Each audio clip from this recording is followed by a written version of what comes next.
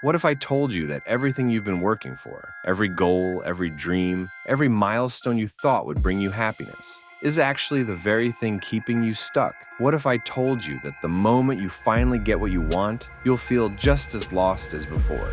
Sounds crazy, right? But that's exactly what happened to me. I was 18 and convinced that studying architecture would bring me happiness. Years ago, I was thrilled about it. The late night sketching, the excitement of turning ideas into designs, the satisfaction of seeing progress. But then I graduated and something felt off. The joy I felt while learning was gone. I had what I worked for, but now, what next? The passion was fading, and I couldn't shake the feeling that I didn't want to keep going. But that wasn't the only thing. I started a big creative project, but now I was doubting myself. I quit smoking, but the journey was harder than I ever expected. I thought a relationship would finally make me happy, but instead, I felt empty. And then, at 25, I moved back in with my parents. I was applying for jobs every day, feeling stuck in a loop, questioning everything. Some days I thought, screw getting a job. Maybe I should just run into a forest and survive for decades until someone finds me. Other days I asked myself, if I don't want to be employed, what else is there? See, all I ever wanted was to get everything I ever wanted, and then be happy. But here I was, lost again. I'd get something I thought would make me happy, enjoy it for a bit, and then happiness would disappear. And just like that, I'd start chasing the next thing.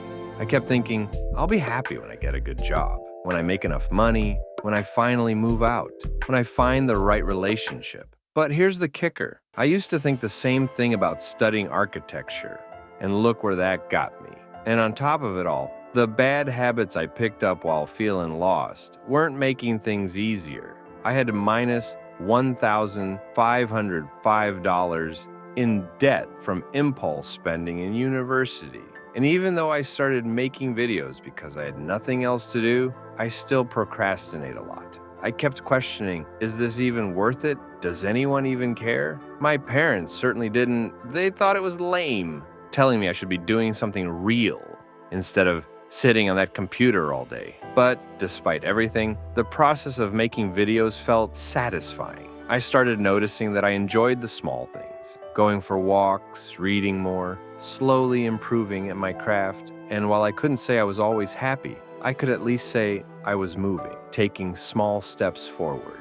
And if you're still watching this video, that's not a coincidence. This video was meant for you. This is your wake-up call. Here's what you need to understand. These struggles, they aren't just yours. Almost everyone has felt like this at some point. So why does this keep happening? Because most of us don't realize that the process itself is what truly matters. We fail to see that we already have what it takes. The secret isn't in reaching the goal. It's in the pursuit, in those moments when we're actually doing the thing, not just fantasizing about what happens after we succeed. Stop chasing happiness. It's not sustainable. Instead, chase contentment. That's what keeps us grounded. That's what makes us appreciate what we already have. Life is just like online shopping.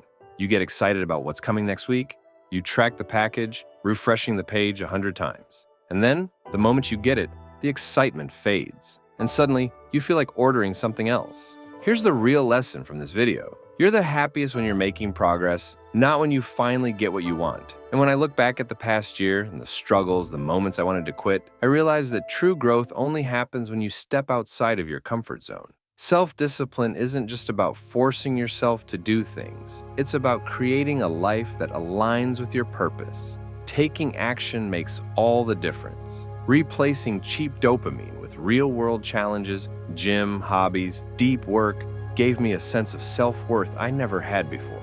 And no matter what your experience has been, I have faith in you. I made this video just for you. And if there's one thing I want you to take away from it, it's this. Progress, not achievement, is where happiness truly lives. And it's always great to learn. With that said, thanks for watching, and until next time.